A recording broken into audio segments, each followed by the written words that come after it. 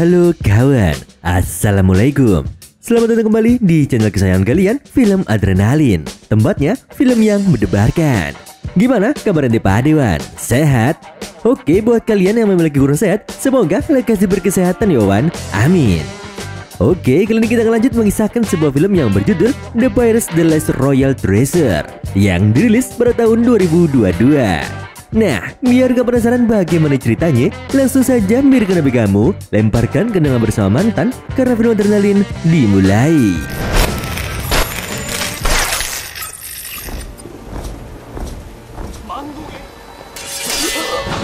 Cerita berlatar pada tahun 1388, di mana dikisahkan bahwa kerajaan Goryeo saat itu tengah mengalami krisis, di mana seorang jenderal bernama Jobang memanfaatkan kesempatan itu untuk menjarah seluruh harta kerajaan yang tak terhitung jumlahnya.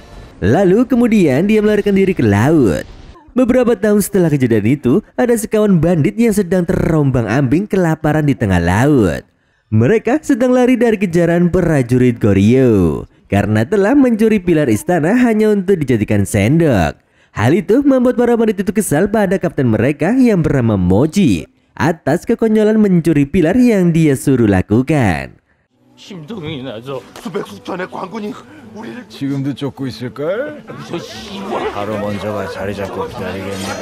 Sesaat sebelum Mochi dihabisi, sebuah kapal bajak laut datang dan menyelamatkan mereka. Kapal itu dipimpin oleh seorang kapten wanita bernama Hairang. Setelah menampung mereka, Hairang merasa kesal pada bandit-bandit itu karena malas bekerja. Salah satu anak buah Hairang yaitu Maki juga merasa kesal karena kapal itu sejauh ini hanya menangkap ikan, bukan menjarah kapal seperti kapal-kapal bajak laut pada umumnya.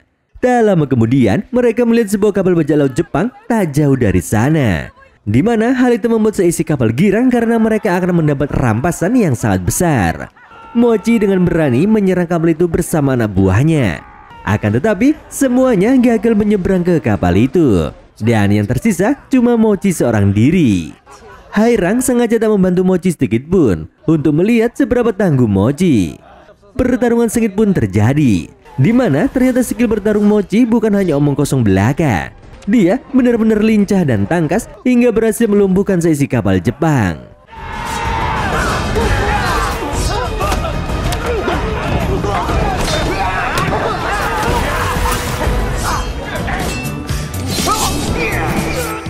Hairang lalu bermaksud untuk mengambil hasil jarahan kapal itu karena bajak laut Jepang ini menjarah di Laut Joseon.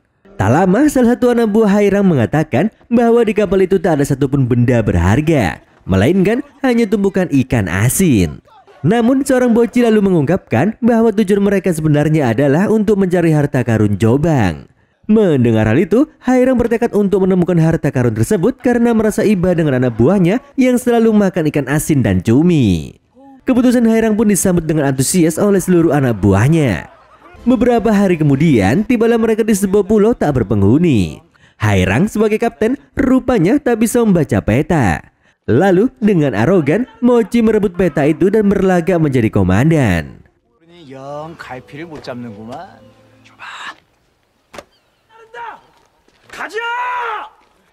Tak lama kemudian mereka dibuat girang dengan kedatangan seekor sapi karena mereka sudah lama tak makan daging. Tanpa pikir panjang, Mochi bergerak untuk memburu sapi itu. Tapi ternyata yang dilihat bukan hanya seekor sapi, melainkan kawanan sapi sedang berlari kencang ke arah mereka.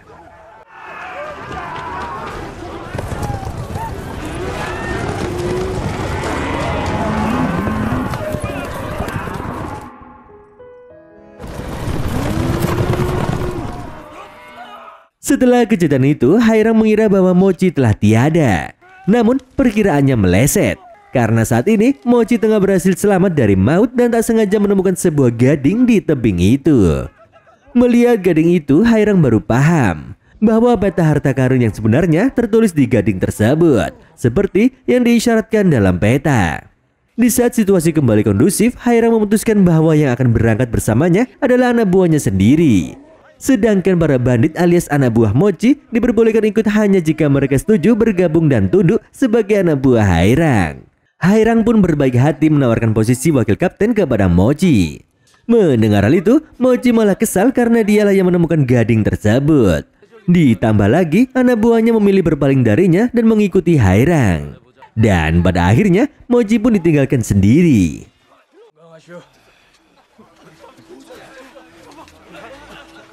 왕군들 조심하고. 같이 가자고! 그래, 가라 가! 일로 와! 잠깐만.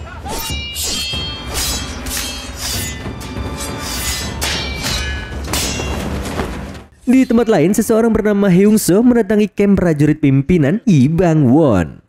Dia ini seorang yang sangat terobsesi untuk merebut tahta kerajaan Goryeo. Heungso lalu menawarkan sebuah harta karun pada Bang-won sebagai penyokong dana untuk melancarkan aksi kudetanya. Malam itu, Hairang bersama semua anak buahnya sedang mukbang di atas kapal, di mana hal itu disaksikan langsung oleh Mochi yang langsung jengkel melihatnya. Di saat pagi hari tiba, semua orang di kapal panik karena gading gajahnya tiba-tiba menghilang. Dan pencurinya sudah bisa ditebak, yaitu Mochi. Mochi meninggalkan peta lokasi keberadaannya saat ini yang mengharuskan para awak kapal kembali ke pulau untuk mencari Mochi. Di tengah pencarian, seekor harimau muncul dan membuat semua orang kocar-kacir. Dalam pelarian tanpa disadari, Hairang tiba di tempat Mochi.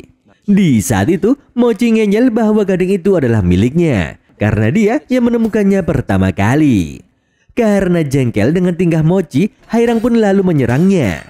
Hingga terjadilah perkelahian antara mereka berdua.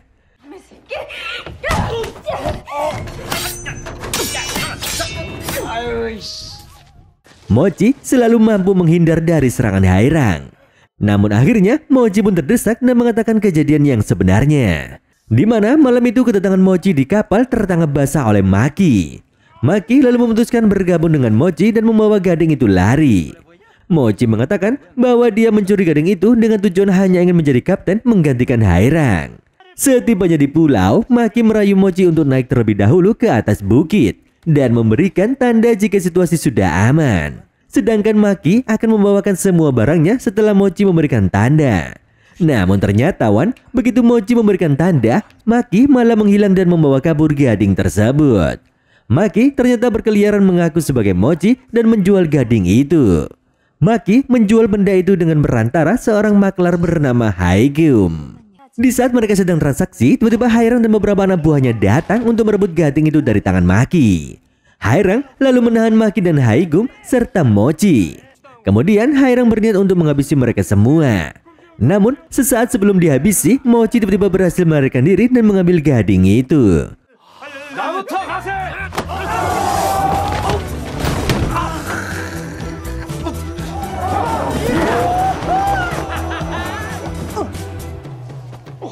Mochi lalu mengancam akan membuang gading itu ke laut jika Hairang tak menjamin keselamatannya. Pada akhirnya, Hairang pun mendapatkan gading itu kembali. Di saat ini, mereka bertiga diizinkan tinggal di kapal sebagai budak.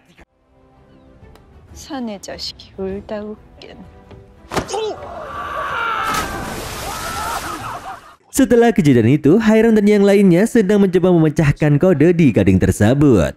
Namun, mereka gagal karena kode itu hanya bisa dipecahkan oleh perwira prajurit Goryeo. Di sisi lain, Heungso yang sebelumnya telah berkelana berhasil menemukan lokasi harta karun itu. Dia bersedia menyerahkan harta karun tersebut kepada Bang-won dengan syarat Bang-won harus bersedia menjadi raja dan mengangkat Heungso sebagai Raja Tamna.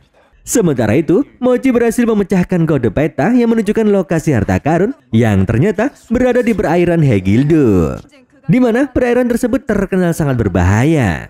Tak ada yang pernah selamat dari tarikan arusnya. Mochi pun ragu melanjutkan perjalanan tersebut. Namun Hairang tetap teguh untuk melanjutkan pencarian demi anak buahnya yang setiap hari hanya makan ikan asin.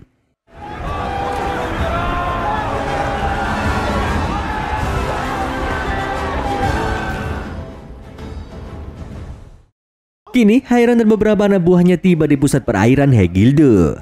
Mereka akan terjun ke laut berbekal tabung kandung kemih babi yang diisi udara untuk membantu bernapas di dalam air.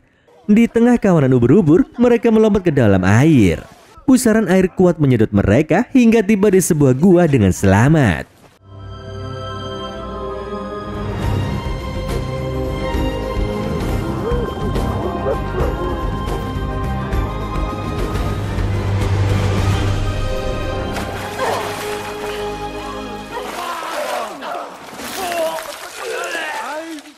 Anak buah Hairang kecewa karena tak menemukan harta karun di gua tersebut.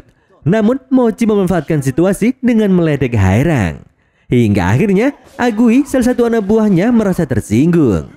Mochi kemudian menggunakan tubuh Agui untuk membuka pintu tersembunyi di gua itu. Begitu pintu terbuka, mereka menemukan tumpukan perak yang mereka kira sebagai harta karun incaran. Namun Mochi tak yakin, karena dia percaya harta karun kerajaan Goryeo pasti terbuat dari emas, bukan dari perak. Sementara yang lain sibuk mencari emas, Hairang dan Mochi mencurigai bendera wajah goblin di gua itu. Tiba-tiba suara ledakan keras mengguncang gua. Ternyata ledakan itu dilakukan oleh Heungso dari luar gua untuk membuat pintu masuk. Begitu mereka masuk, serangan membabi buta dilancarkan ke arah anak buah Hairang. Di saat situasi menjadi genting, Maki menyadari jika bendera wajah goblin itu sebenarnya adalah sebuah peta. Hairang dan Mochi berusaha sekuat tenaga untuk mengalahkan Heungso.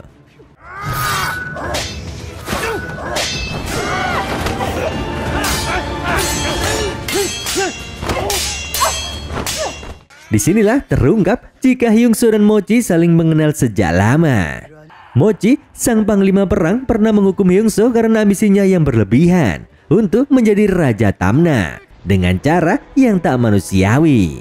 Lalu Mochi memanfaatkan peti perak untuk melarikan diri dari Heungso.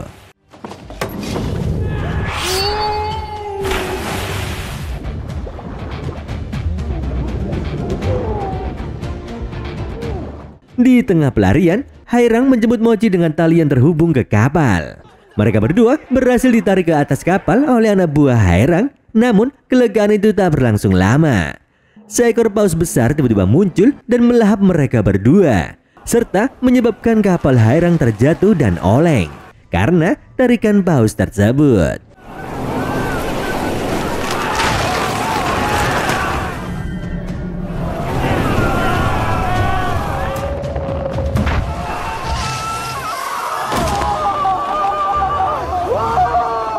Menyadari kapten mereka hilang, anak buah Hairang pun bingung. Namun kejadian yang tak terduga akhirnya terjadi. Paus itu melempar Hairang kembali ke kapal.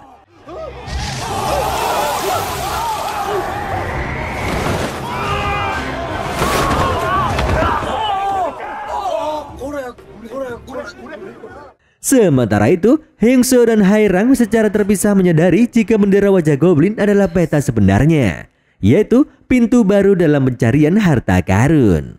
Di dalam, Hairang menemukan Haigum yang sedang mencuri barang-barangnya. Alih-alih menegurnya, Hairang malah mempersilahkannya. Meski nyaris kehilangan nyawa, Hairang tetap bersikukuh menemukan harta karun itu. Dia meminta kapal berbalik untuk mengambil bendera wajah goblin di gua tersebut. Tiba-tiba, dia menghentikannya karena peta itu menuju Pulau Inazuma atau Pulau Petir yang sangat berbahaya.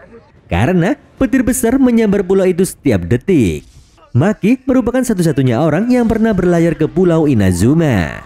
Dia memahami situasi di pulau tersebut dengan baik, meskipun tak seorang pun mengetahuinya.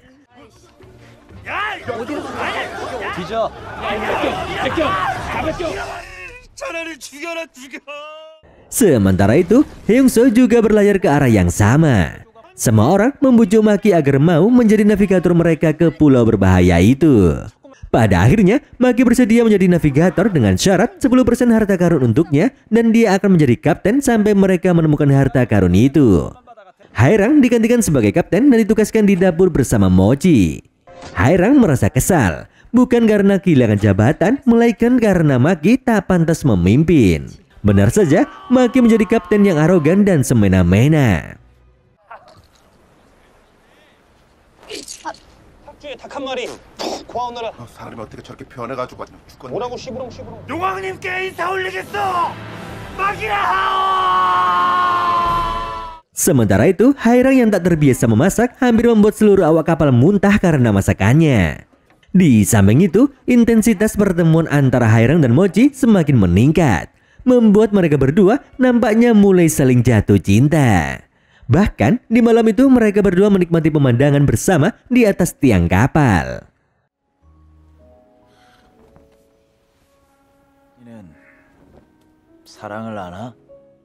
Menemukan harta karun ternyata tak semudah yang dibayangkan. Mereka harus memecahkan kode yang tertulis di bendera, termasuk teka-teki 12 tombak yang tercatat di sana. Di tempat lain, Hairang mendeteksi bahaya di depan. Dia memerintahkan untuk menggulung layar, namun Kapten Maki melarangnya. Maki tetap ngotot mengabaikan perintah Hairang. Akibatnya, layar kapal terbakar oleh badai petir sehingga mempertaruhkan nyawa semua awak. Maki bersembunyi, sementara Hairang mengambil alih kemudi dan berusaha membawa kapal melewati badai. Kapal Hyungso juga menghadapi situasi yang sama. Namun, mereka telah bersiap-siap sebelumnya.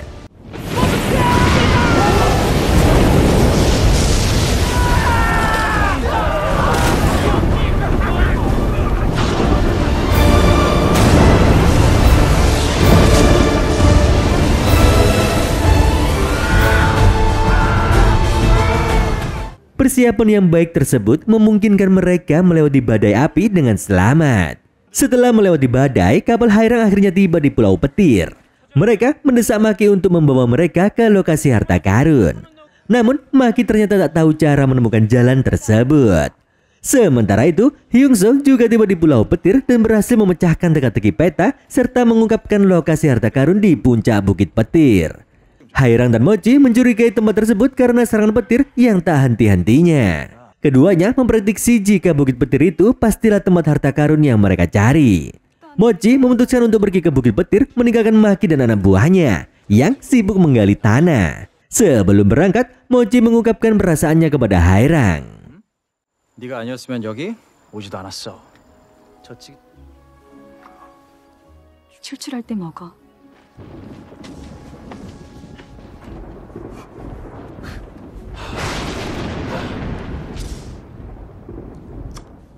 Singkat cerita, tibalah Mochi di puncak bukit itu. Dia terkejut begitu melihat petir-petir itu ternyata menyambar ke 12 tombak yang tertancap di sana. Hyungso juga tiba di puncak bukit petir dan memerintahkan anak buahnya mencabut 12 tombak itu. Namun, Hyungso merasa itu adalah jebakan. Beruntung, Hyungso berhasil menarik satu tombak yang menjadi kunci untuk menemukan harta karun. Kunci tersebut membuka jalan menuju harta karun yang selama ini mereka cari.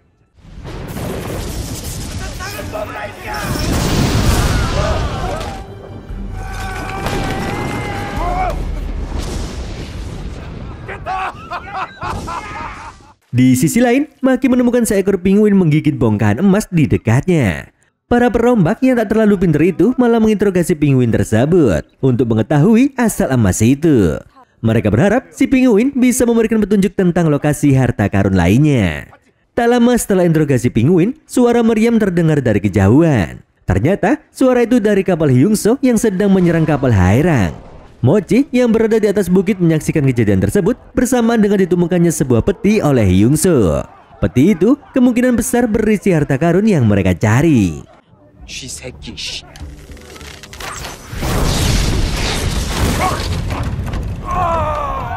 Mochi lalu terlibat pertarungan dengan anak buah Hyungso untuk merebut peti harta karun itu. Sementara itu, Hairang memutuskan untuk merebut kembali kapalnya yang tengah diserang. Dia memerintahkan Gang Sop menyusul Mochi dan membantunya sebelum kembali ke laut untuk menghadapi Hyungso. Di sisi lain, Mochi tengah bertarung menghadapi anak buah Hyungso dengan beringas dan full power. Sementara Hyungso hanya bengong karena peti itu ternyata berisi batu dan topeng wajah goblin. Dengan cepat, Mochi merebut topeng wajah goblin itu dan di saat itulah bantuan tiba.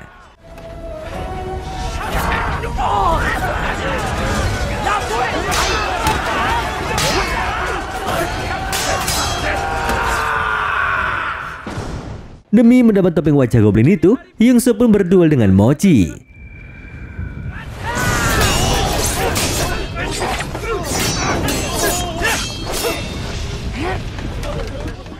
Sementara yang lain sibuk bertarung, Maki malah mengikuti penguin itu hingga dia pun dibawa ke laut tepat di bawah lokasi Bukit Petir. Tanpa disadari, topeng wajah goblin itu terjatuh ke laut dan mengenai Maki.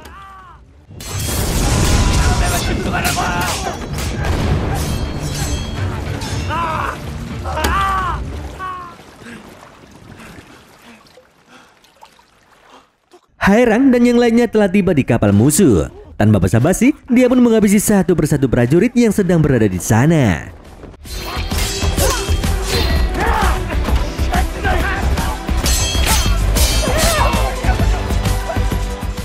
Sementara itu, Maki memasuki gua wajah goblin itu dan betapa terkejutnya dia saat menemukan sebuah kapal besar yang penuh dengan emas.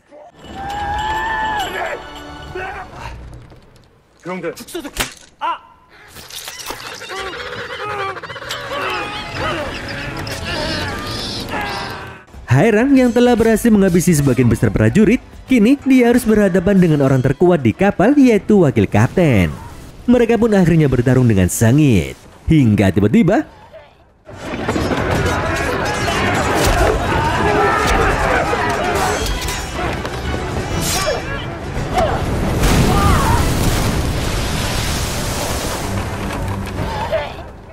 terjadilah sebuah ledakan yang merusak beberapa bagian kapal. Namun, si wakil kapten tak memperdulikannya dan tetap bertarung.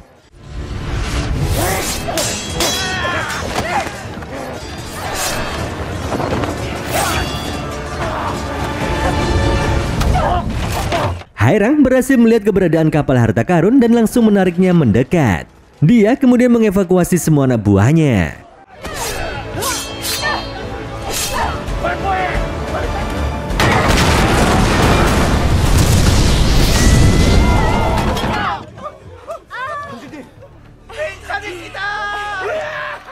Sementara itu, di Bukit Petir tiba-tiba terjadi angin kencang.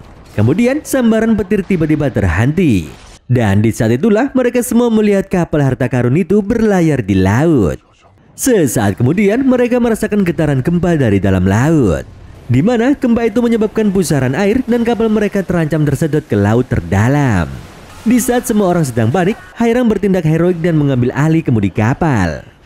Di tengah hantaman ombak yang sangat berbahaya, tanpa mereka tahu wakil kapten berniat untuk melepas meriam ke kapal Hairang. Namun beruntungnya kapal itu terseret arus air.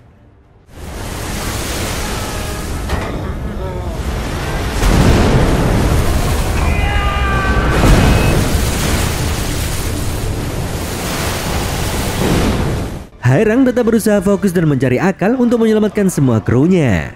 Dia pun berhasil menebak arah angin dan mengomando semua anak buahnya lalu menarik layar sesuai aba-abanya. Seluruh kru lalu bekerja sama membantu Hairang hingga mereka berhasil keluar dari gulungan ombak raksasa itu.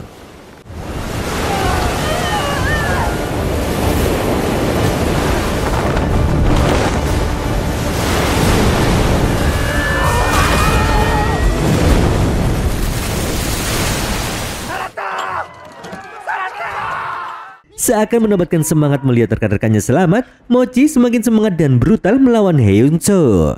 Meski sempat terluka, Mochi tak menyerah. Dan dengan bantuan Gangsop, Mochi berhasil memancing petir menyambar Heungso hingga nyawanya pun melayang.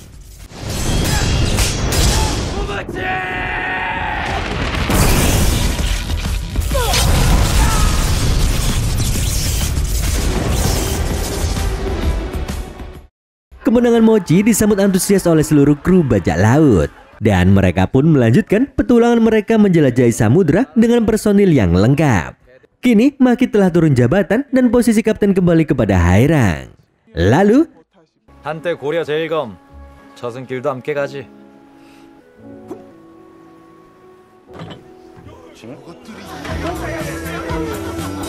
the end. Hal yang bisa kita ambil pelajaran dari cerita ini adalah tetaplah berusaha meskipun ombak besar ada di hadapan kita. Karena ombak itu cuma air yang menggelombang, Wan. Jadi jangan takut, cukup lari saja kalau ada ombak. Akhir kata, kambing makan rumput, dinosaurus makan lumpia, Maman mau cabut dan sampai jumpa.